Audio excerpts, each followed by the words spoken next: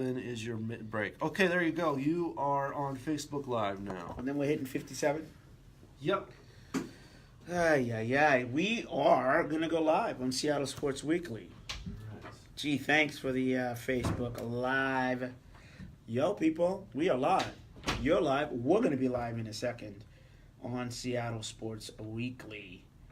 And as they would have me, let me know about the show. It's kind of fun doing a weekly sports show. I get to run my mouth and talk this about the other. But we're actually going to give you some cool things, interesting things, because that's what we do on the Seattle Sports Weekly. And it's really about getting y'all to hear the latest. And we have content that wouldn't say quite exclusive, but it's pretty cool. All right, I got to go. Time to go. It is because we're going to give you the latest.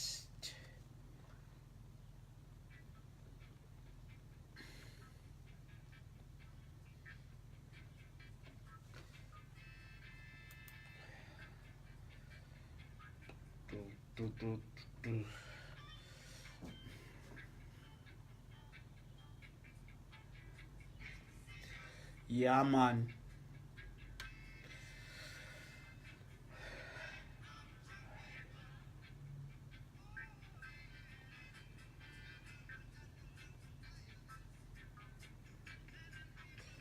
Not good, child.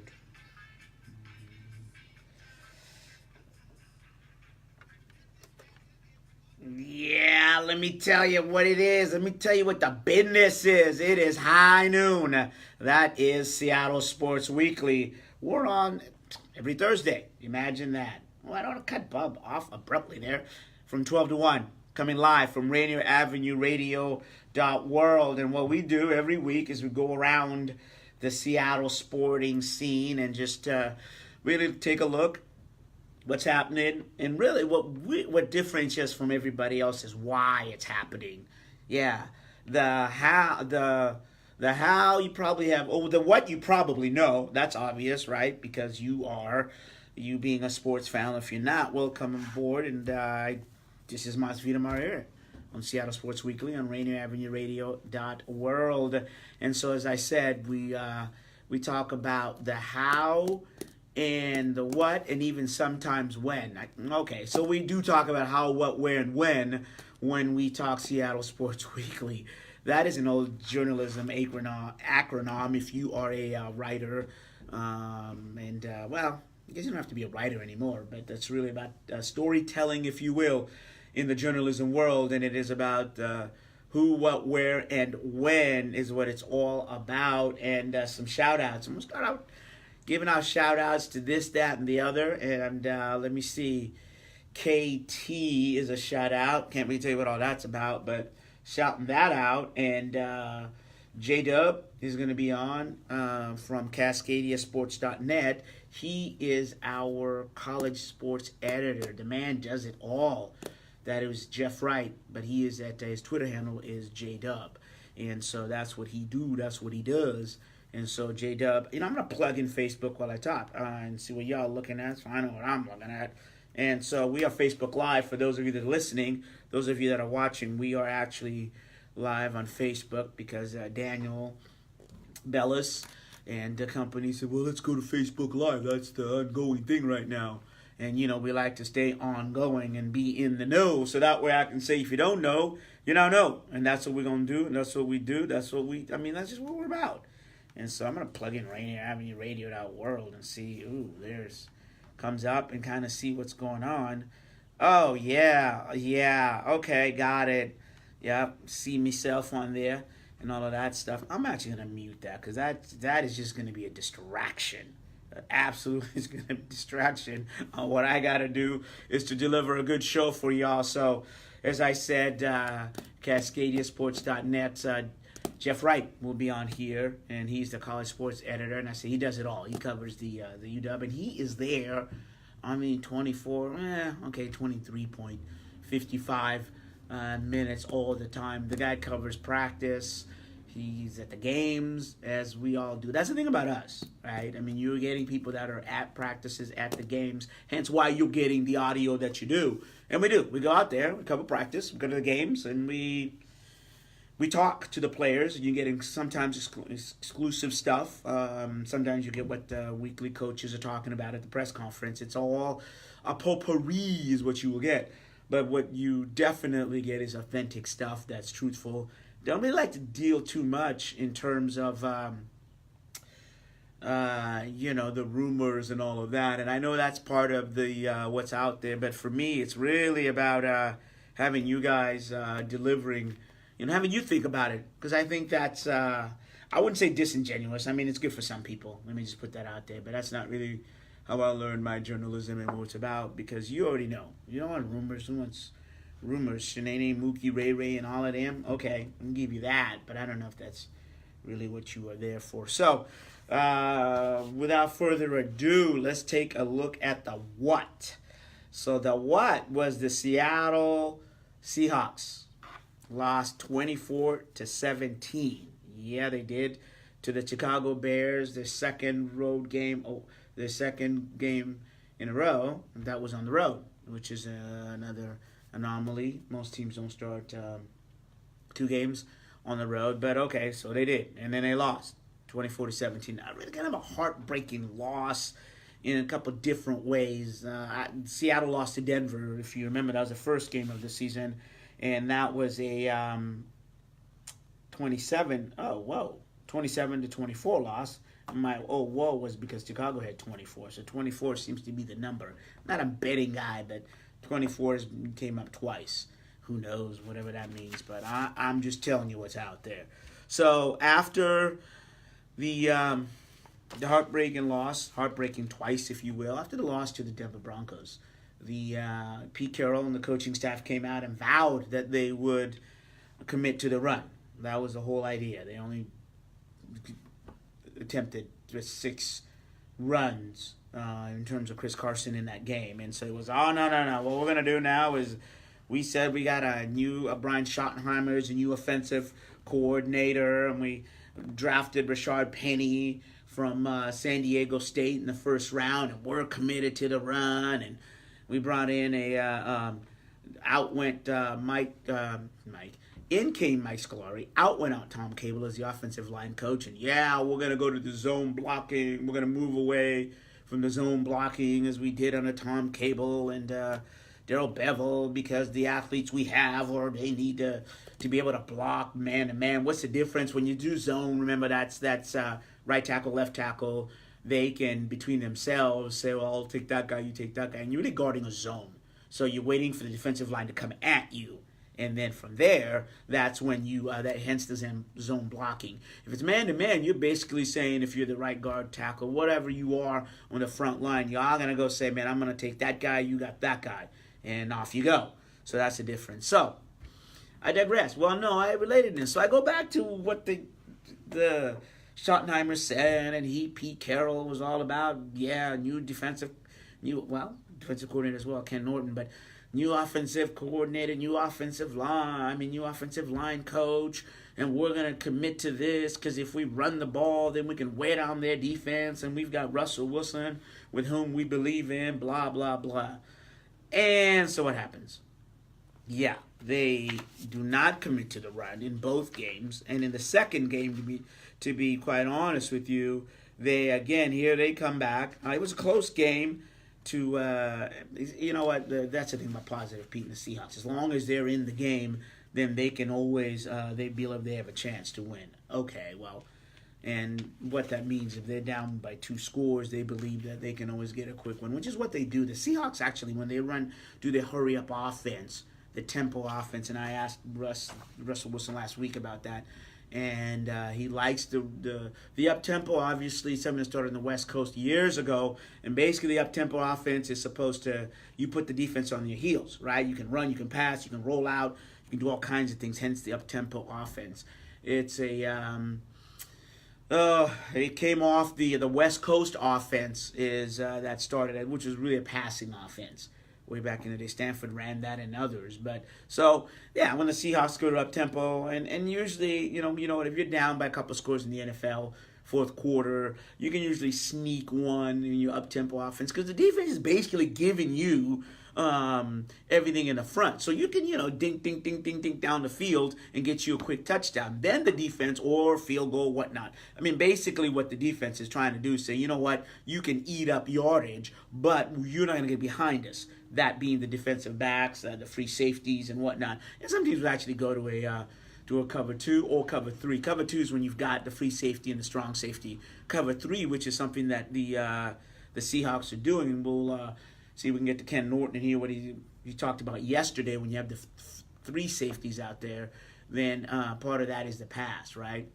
So you have your last 3 guys, 3 safeties on your last line of defense. But what Ken Norton was talking about was that actually you have your 2 DBs, and the third one, right, they can go back and forth, and one can come up and fool the defense and play the run. Something that Cam Chancellor used to do. If you remember, people forgot that he was incredible for the run. And I would assert also with Earl Thomas, because that's what makes Earl Thomas special, is his ability to play the run as a strong safety, though he's a free safety, and get back on the lower third of the field and cover.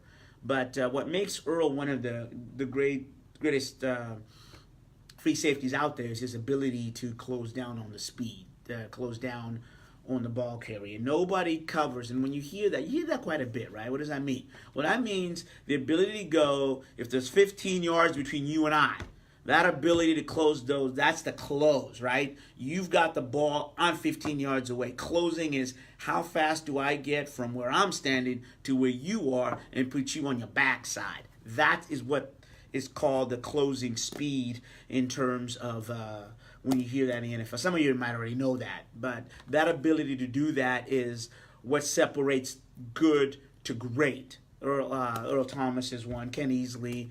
Who else is out there? All the great linebackers do it. Bobby Wagner. I'm really just trying to come some other linebackers that are out there. Well, Khalil Mack, who tore the Seahawks up and down in terms of, the Raiders traded him and he went to the Chicago Bears. And so dude had 5 sacks. There were 5 sacks in the first half against the Seahawks in the game against the Bears. And again, that's his ability to close. And that ability to close isn't just about being in the it's just speed, right? So I'm talking about defensive backs, but it can be with the linebackers. And when you have it on a defensive line, that makes all the difference in the world, because then the runner cannot go out there. So there we were, if you will. The Seahawks basically in their game against the Bears, I mean, they were woeful. The offense was absolutely woeful. And when I just, let me throw you some numbers in terms of where the Seahawks go. I'm going to go to first half numbers, because that's really this is how bad they were. I mean, the Seahawks they had 5 total first downs, and they had a total of 79 yards total offense in the first half against Chicago. I mean, my premise is about them. They're saying that they want to run the game, they want to run the ball. Well, if you look at the numbers, they rushed the ball 35 times. Well, how does that compare? The Chicago Bears ran at 44, but the Bears also had 112 passing yards compared to Seattle's 44. So it was a heartbreak game, just in terms of they had an awful first half. I mean, they really did. And again, there's your yards for you. On third down, which is a big indicator, as you all know, Seahawks were just 2 for 8 for 25%. They made 2, they converted twice on third down. You ain't going to win nothing. You ain't going to tie. It just doesn't work. And that's one of those intangibles when you look at a game, right? I mean, the 3 phases, special teams, offense, defense. The other one that's creeping up there is your ability to convert on third down. Reversely, the Chicago Bears were 5 for 8, for 63%. And oddly enough, in the first half, given as bad as they played and all the woeful that I said, let me go back and say they actually ran the ball 9 times for 35 yards. That's how bad the Seahawks running attack was. And so, having said that, they still were down only 10-3, thanks to a Sebastian Janikowski 56-yard field goal. And so they went in there thinking, hey, things might not be so bad. But at the end of the day, you saw the game, and the Seahawks came back and tied it. After that, actually, the Bears went and scored an Andre Miller 10-yard pass from Trubisky. Then Wilson showed what he can do. He had this loft pass to the corner to Tyler Lockett. So then you were 10-17, and you're starting to think, wait a minute, and that was in the fourth quarter, right? The Seahawks defense really came. They played a great game. Shaquille Griffin had 2 interceptions. So they shut him out. And for the third quarter, Seahawks make it 24-7. And then, oh, boy, Prince Amukamara. Jeez, call him the Prince indeed. Russell Wilson went back and threw an out pass. And Amakamura, as it says, you'll hear this quite a bit, jumped on the route. And it was one of those real dreadful decisions. There's just no way about it. Dreadful decisions by Wilson. And Pete Carroll talked about it, and he said, hey, you know what? It was just a bad decision, and that's really all there is to it. And it's not something that, I'll admit it, you don't see Russell Wilson do too much in terms of those decisions. So let's, I'm going to pop up Pete Carroll here, and this is what Pete Carroll said to the media, because every Wednesdays we've talked about he meets with the media, and kind of Carroll talking about what's next for the team in terms of they're coming home and what to expect on Sunday.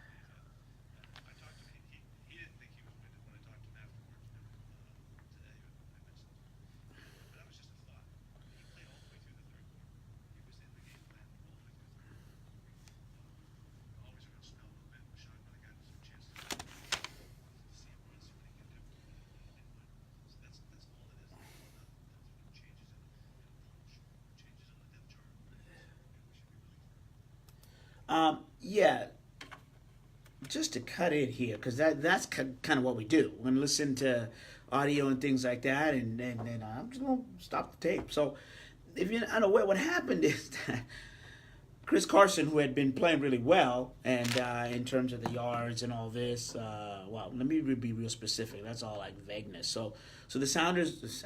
So the Seahawks actually moving the ball, and that was Pete Carroll, Wednesday press conference, and so we're out there, asking Pete, yo, what happened to Chris Carson?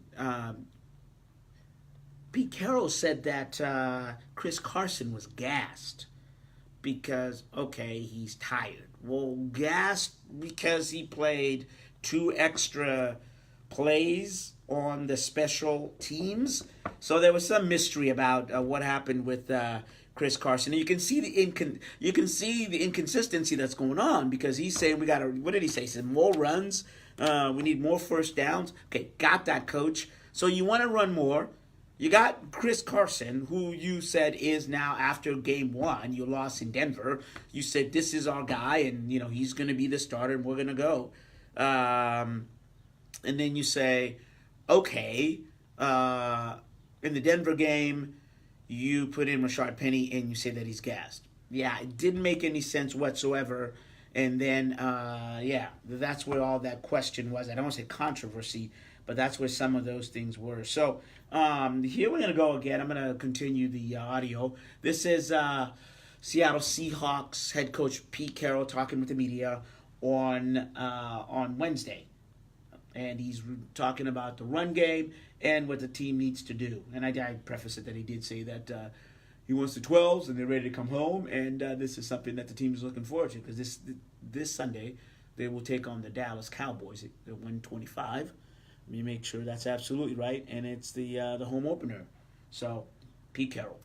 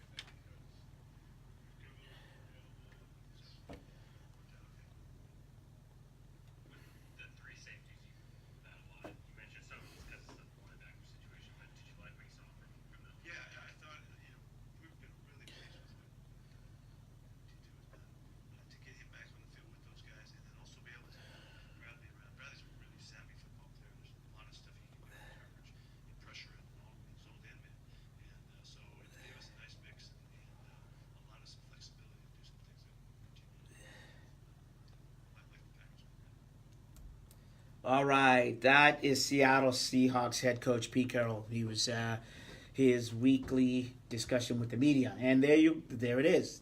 Pete talked about a couple different things. Try to recap one of them. This is Seattle Sports Weekly, and I'm Mazvita Maraire, your host. And let me tease in the radio business. The tease is, well, you know what a tease is, right? You going down, you see the billboard or you see a commercial, right? And they say, "Ooh, 2 for 1 for the wings," and that is a tease. But my tease is for J-Dub. He's coming down. Jeff Wright, our college sports editor for CascadiaSports.net. And let me plug that, CascadiaSports.net. That is where you will find the latest exclusive factual content regarding Seattle sports. And so we'll talk the Huskies. Do not fret, Husky fans. We will talk that on the other side of the break. J-Dub is down there now on the press conference. So again, you're getting fresh stuff. Nothing stale here. That's why we're live. And as I said, so Pete Carroll really talking about it. Yeah, that was interesting was the free safety situation. And if you didn't catch that, are they going to go to three safeties in terms of the back? And Bradley McDougall is really playing well, and along with Earl Thomas. So it's the competition they want is afoot, and it's actually really good for the Seahawks. And I mean it's a transition year. It really is, right? With Earl Thomas, Bradley McDougall, and Trey Flowers. Pete talked about him a little bit, but I thought the biggest thing there, if you didn't catch it, was the fact that he said Justin Britt suffered a shoulder thing, and I saw him yesterday at practice, and I don't know, he looked okay. I wouldn't say he looked great. And then the other thing also was Bobby Wagner was there and he practiced and he took part in that, so that was good to see that. But I gotta go. We got a break coming up here, and then we will catch everything on the other side of the break.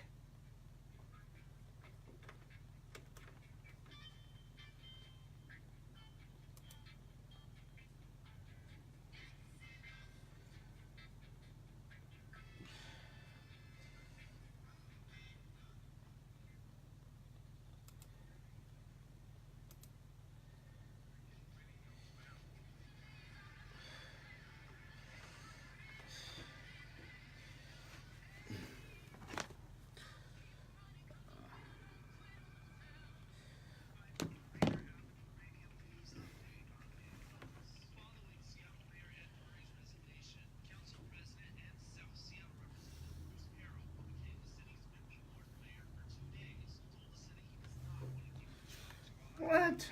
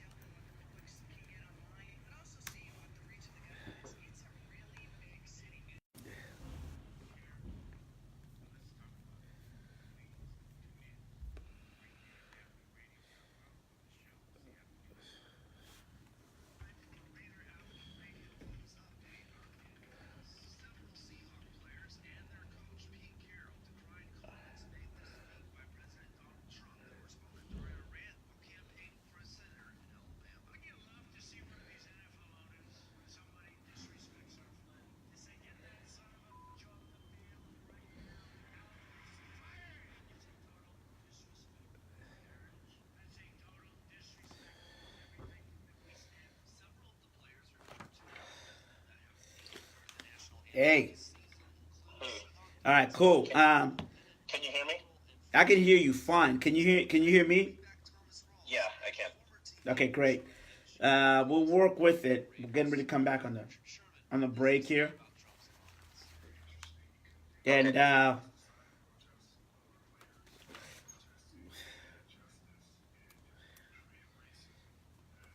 how you feeling? You good? Yeah, I just got an interview with Peterson. Yeah, I'm feeling fine. How about you? I'm fantastic. Glad to have you on the show, man. Yes. Hold up.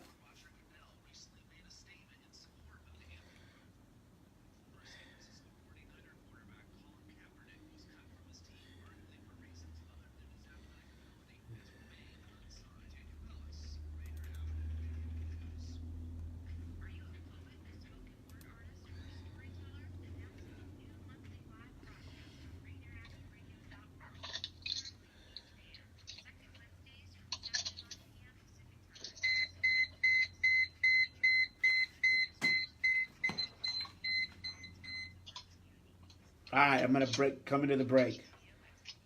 I'm coming out, and we're live on Facebook, by the way. Okay.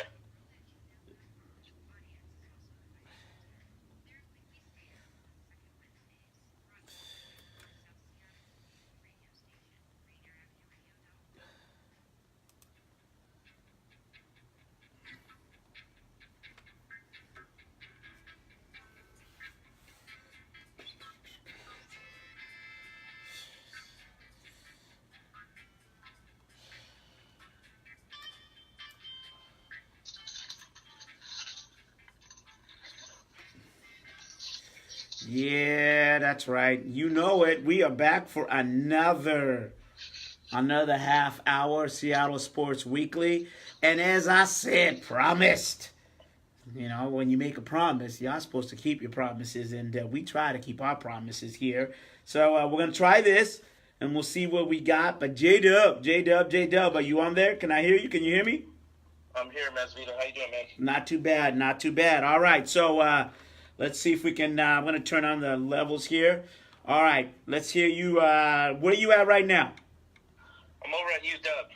Just got done looking at Peterson in the eye and seeing what he had to say about the game this weekend and the win at Utah. Okay, so this is what's great. So, Jeff, take me to. We'll get everybody up on speed in terms of. Well, let me just give them a quick relatedness. So, as we all know, the UW they beat Utah, so 21-7 in a bone-chilling, just bruising game. So, I'm gonna play for the audience the cut later of the press conference, but what Peterson have to say and take us where you at. We got you, man, on boots on the street. What's going on? Peterson was really happy with the team's performance at Utah. Playing in a hostile environment early in the year when they played Auburn in Atlanta really prepared them for playing in another hostile environment in Utah. So they were very prepared, and as you saw, they came out to a quick start for once because the first two games of the season, they came out to slow starts, but they came out to a fast start, and one of the big themes in the game was the physicality that the Husky defense brought. I mean, they were just cracking people left and right. The wide receiver for Utah, Britton Covey, he definitely knows who the Huskies are after that game. But yeah, the physicality was a big deal. That was reminiscent of the '91 defense. It was great to see. Yeah, no doubt. And as we, you and I were there, I did plug him how you are our guy, but we did hear Peterson talk about that. And again, about the physicality of the defense, the running game. Obviously, Myles Gaskin, and there's something about Salvin Ahmed. We're looking for him to really come out and do the 1-2 back combination this week. You think?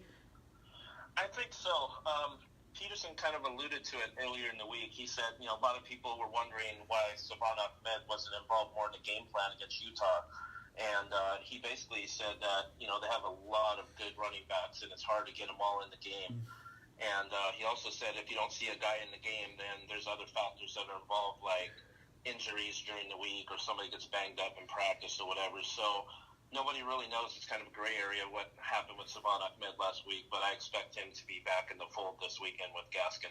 So it's really one of those things that, it's part of what happens in a football season, and it's not something we really care about. What we really want to take a look at is really go in terms of this week, and they got a tough opponent, I would say, right? Arizona State, and late game too. They do have a tough opponent, and it's on the minds of the players because the players remember losing that game last year. They just came out flat, and they just didn't play well at all. So those guys are ready to play this weekend. But you got a different version of the Sun Devils this year because they have a new coach in Herm Edwards, and they have a really, they play a very aggressive style defense, that kind of Rocky Long style defense. And then on offense, they have a really good quarterback. He's a dual threat quarterback. He can beat you with his legs. He can beat you, in the passing game. And they have a really good set of receivers over there, especially in the Kill Harry. He's very talented. So it'll be a good game, but the Huskies are playing at home, and I think the Huskies will take care of business. Got it. So just to recap, that this is J-Dub, Jeff Wright of Cascade. He's a college sports editor of CascadiaSports.net, and if you get a chance, go there. The man's got pieces every other day. He's got something every day. He's got something up there because he is covering the Huskies. He's got videos up there. He's got analysis, and also, he'll give you some notes up there. And as I said earlier at the beginning of the show, have you figure out what you think. But like every good journalist does and every good sports editor who just knows it all, he'll also give you a little preview and kind of his take on the game. Jeff, your take on the game. I know you said they'll win, but is any particular way you think they will, or what will be the difference, I should ask you? Well, Browning has to continue to play better every week. He made a step in the right direction last week. He played a lot better, but everybody remembers the last two possessions with Browning with the bad interception, and then he was kind of rattled in that last series. So Browning will have to play better, and then the running game, again, will have to get established. I'm looking for Gaskin to run for 125, 140, somewhere in there. And then the defense is going to have to play lights out again. But I have, if the Huskies do what they're supposed to do, I have them winning by, a couple scores. Should be a comfortable win at home. But it's a late one. That's a 7:30 start. What I thought we weren't going to play Pac-12 games at night. I know it is a late one, but the cool thing is talking to the players this week. They're really excited to be back at Husky Stadium and playing in front of the home crowd. It just energizes them, and they're back for a 2-game homestand. And this weekend, I think the game is near sold out, so it should be an electric atmosphere. Absolutely. All right. He is Jeff Wright, of college sports editor, amongst other things, for CascadiaSports.net. And Twitter handle is JDub at 23. Shout out for me, will you? Yeah, it's at JDub2379. So give me a follow, and we'll get you all hooked up with Husky stuff throughout the season. Absolutely. And again, that's at CascadiaSports.net. Hey, I should plug mine in too. Mazvita Maraire at Twitter. But you know what, Jeff? Amazing stuff, great stuff, and thanks for the update. And that's Jeff live. He's down there right now as we speak. He's on campus. That's what we do. Right. So we'll hopefully we'll get you in the studio and we'll do a recap next week. If nothing else, we'll hear from you one way or the other. Great work, Jeff. Thanks for coming on the show. Thanks for having me, Mazvita. All right. There he goes. That's just kind of what we do. We go live. We don't play. Come on, man. We're not playing.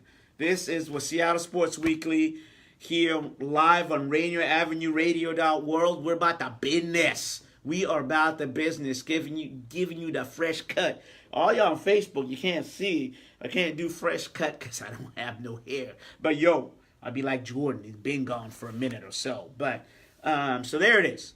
Huskies are taking on. They're 3-1 actually. Ooh, I'm counting my chickens before they hatch. The Huskies are actually 2-1, as Jeff talked about. They lost 21-16. We know that in the opening game against Auburn, and then they took care of North Dakota, 45-53, and then at Utah, that was a tough game. It was probably a night game, but it was just.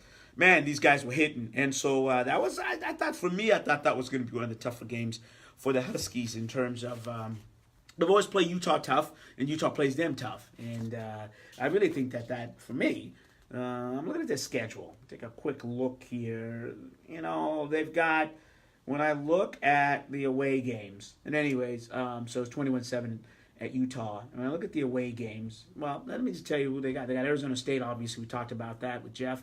And then BYU September 29th. They're at UCLA October 6th. That shouldn't be a problem there. BYU, I'm glad that's at home.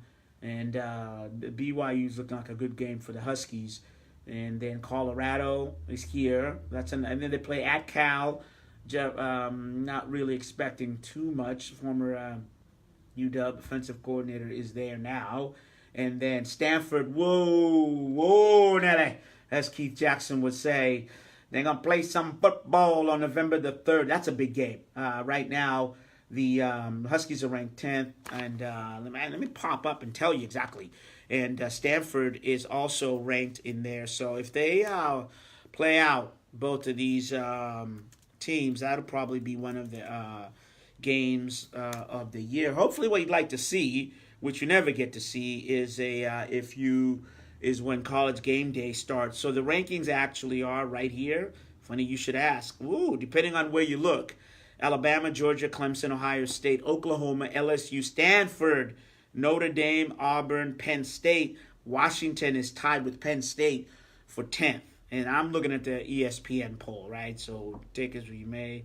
Interesting. No, that's the AP. And in the coaches poll, the Huskies are 12th. Let me go back down. The only difference between the coaches and the AP, look, I'm not going to spend all that much time. It's really going to tell you it's Alabama, Clemson, Georgia, Ohio State, Oklahoma, LSU. Stanford is 7. So Stanford is 7 in both. Notre Dame is 8th, so there's no difference there. Then Penn State and Auburn is number 9. Virginia Tech, Auburn 11, who beat Washington, and then the Huskies at 12. So there it is. Should be amazing things. Not amazing things, but it should be, as I was saying, that game against Stanford. But before we get to November the 3rd, we should really just talk about, we did, September 22nd, Arizona State. Having said that, I'm going to go now to, last night. So the Seattle Sounders, oh, goodness, Lord have mercy. So they're playing the field. The Sounders came into the game last night, CenturyLink Field, won 9 consecutive games, an MLS record, and had won 12. The unbeaten streak of 12. What did I say, 9-12? Well, 9 consecutive games is in a row. And then in the 12 unbeaten streak, that would mean, let me do my math, as a Roosevelt High School grad, that would mean that they had ties in there. That would actually be 5 of them. And no, that'd be 3 of them. I told you about that. So they had 3 ties. Well, say what you want, but the Philadelphia Union, who plays in the Eastern Conference, came in last night, and it was a one heck of a game. But the Union, heartbreaking, came in and snapped the Sounders win streak. So gone. 9 consecutive win streak, gone 12 unbeaten streak, and it was in soccer you play 90 minutes. Hello, and then there is what's called stoppage time. It just depends on and that it's substitutions are usually 30 seconds if there's a lot of somebody's on the court in terms of the an injury or something like that. That's what's called stoppage time. But them Sounders, as I said, they lost 1-0. And along with that, the Sounders took some injuries. Chad Marshall suffered a concussion, and more importantly, not that Chad Marshall isn't, he's actually up for Defensive Player of the Year. For Raul Ruidiaz also suffered an ankle injury, and both of them left the first half. Now Sounders have depth, and Sounders actually were playing, had a 10-man, had a man advantage, and but they still couldn't get it done. And what happened is in the 93rd minute of stoppage time, Stefan Fry, goalkeeper for the Sounders, tried to pass the ball to center back Gustav Svensson, but that errant pass was picked off by a Union forward, Fabrice Jean Picoult. Fabrice Jean Picoult stole the ball, and Stefan Fry was trying to get to him. Gustav Svensson stole it, got it, and on his way, and nutmegged Fry for the 1 goal in the in the 93rd minute. So as we always do, let me go ahead here. Let's see a little bit from where do we want to go. I'm gonna hear from Let's go with Stefan Fry. No, actually, let's go with head coach Sounders, Brian Smetzer. This is his post game. We always tell you, we'll take you right there, and this is what Brian Smetzer had to say about the past and what happened and his team.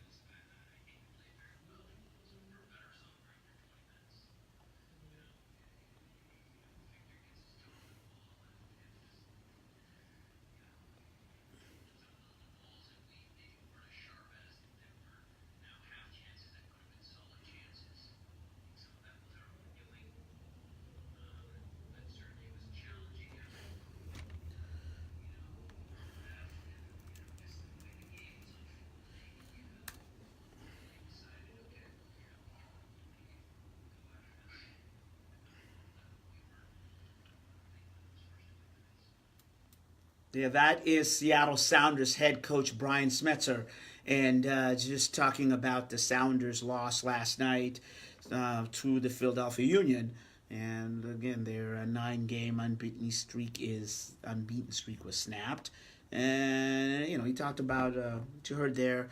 Absolutely, the 2 injuries to Chad Marshall, who kind of I wouldn't say a big concern, but a note there that he's had a concussion before.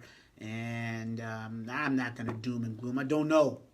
So the Sounders, they practicing today. We can't get out there because we got the show. It's not a bad thing. That's just how it goes. So we'll give you some updates, definitely, obviously, next week. But what they have right now is the Sounders, is they've got a game against the LA Galaxy on Sunday. That's a big game because the Sounders are in 6th place in terms of the MLS Major League Soccer standings, and the way their soccer standings are, playoff, if you will, the run for the playoffs, the battle for the playoffs is the top 6 in each conference go to the playoffs. So the Sounders are in sixth place, while the Galaxy, who were former coach, now he's not there anymore. He retired halfway through the season. Ziggy Schmidt used to. So you can bet your bottom dollar or whatever it is, your euro, or I don't know, your franc, I don't know what currency you be using, but whatever that is, you can bet. If you're a betting person, if not, well, bet a cup of coffee or something. I don't know. My point is this: the LA Galaxy are in the 8th place, and they, in their mind, they are not out of the playoffs. Galaxy have 38. They have 38 points.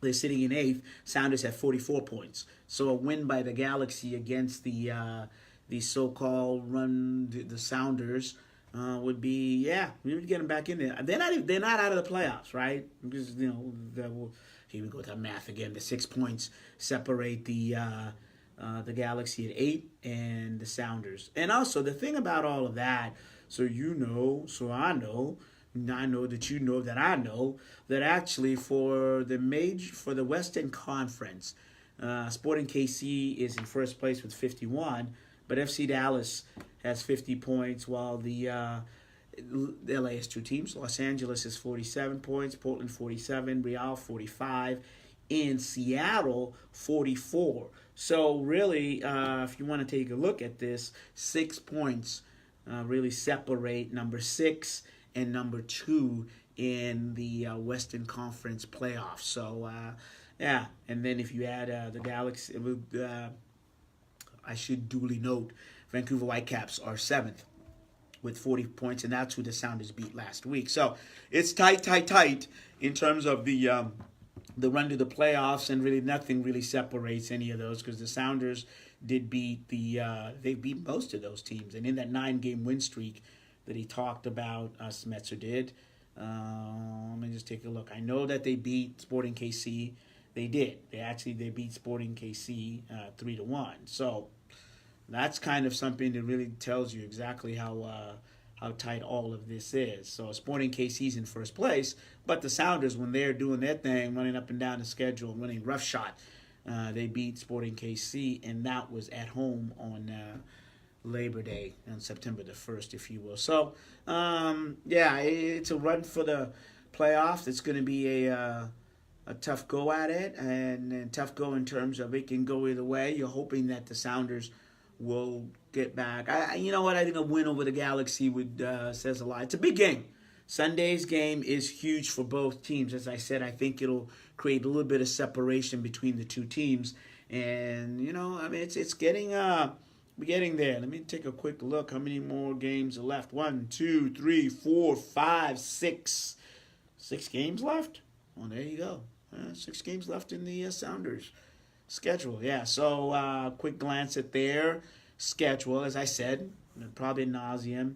Sunday's game is at 4 p.m. Oh, there you go. So you know what you do. You go to the Seahawks game, right? Watch them against Dallas, and then you scoot on home. You can turn on the Sounders play. They'll be at LA Galaxy at the StubHub Center. That game's at 4 p.m. And finishing off in the schedule, as I've said. So the Sounders, they come back home September the 29th, Saturday, against Colorado Rapids. Then they got a weird one. They've got a Monday night on October the 8th. And that's because the Seahawks play that Sunday. And I don't tell you who the Seahawks play on October the 7th. That would be the only reason. Yeah, Seahawks host the LA Rams on the 7th, and then they need a day to prepare. That would be the cruise and get the lines done.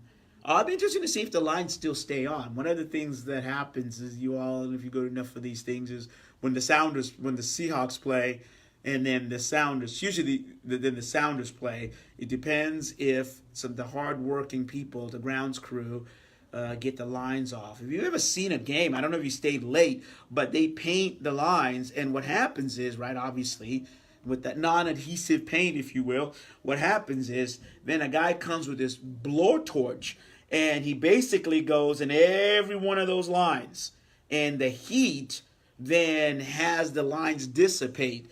And so my man gonna be busy because he's got to get, if the Seahawks play the Rams on Sunday, he's got to be busy and get the field markings ready. And so, because you got to remember, the goal line, the 50, and the goal line going the other way, those ones are marked, that's fine. But all that 10, 20, 30, 40, 50, 40 ain't going to work, and all the hash marks aren't going to work. So there'll be, and look, kudos to the grounds crew and what they do. They really come out there and do some work. So anyway, so that's Monday, October the 8th. We're going to the last games the Sounders have, and then Wednesday, October the 17th there at Orlando.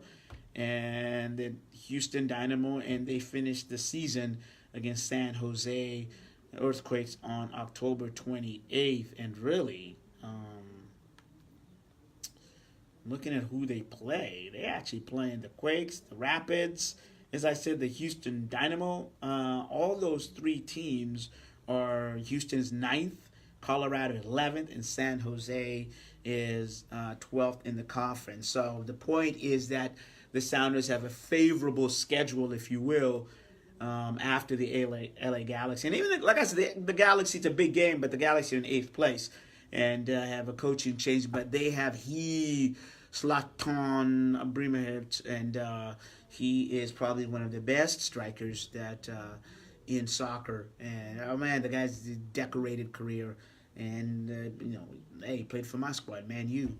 But nonetheless, he will decided to come over and play Major League Soccer like a lot of these players do. And he still has a little something in the tank. So that is that. So Seattle, what am I going to say? Seattle Metro. Metro Sports Weekly is on live tonight as to cover high school. So tune in for that. And this has been Seattle Sports Weekly. And I'm Mazvita Maraire. Thank you to Jeff for coming on board. And yeah, y'all, all y'all come on back next week. You hear?